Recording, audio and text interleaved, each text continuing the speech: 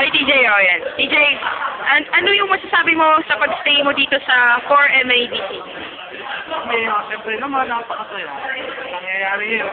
Panikalong kasi. Masaya ka ba ngayong year na to? Siyempre, kahit po sa pag-stay mo, Ano masasabi mo sa teacher natin? Kay Ma'am Kabunyag. okay lang siya mag-stay. Kaso, wala. Okay lang. Ano masasabi mo sa mga classmate natin? Natin, Yun lang?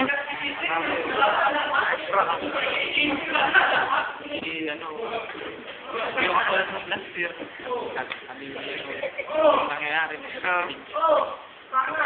Okay. Okay. Clifford, ano masasabi mo sa pag-stay dito sa 4MADC?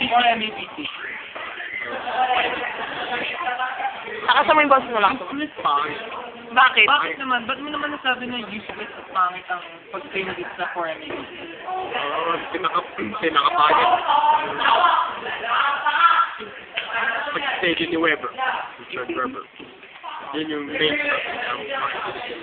Bakit naman nag-stay siya dito, naging pangit yung stay ko din? Nasapawan ako ng kagapuan. Okay, ano masasabi mo ngayon kay Ma'am Kabunyag? Siya? Wala yun. Bakit wala? Natin. Bakit? Wala kung bakit. Sa mga classmates natin.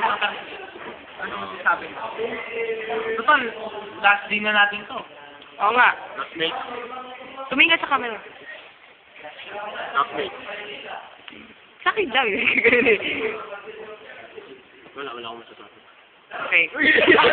Okay, ano masasabi mo sa pag-stay dito sa 4MADC? Sabi ko sa pag-stay ko sa 4MADC ay siguro.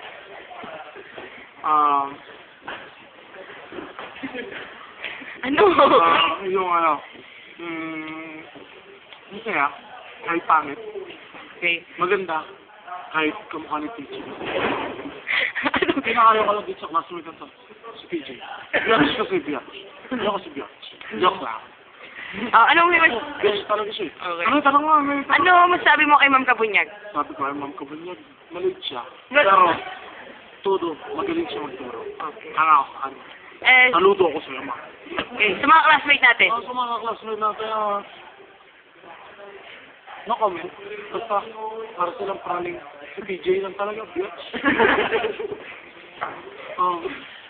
Sabi ko, si Clifford, di marunong acting yun.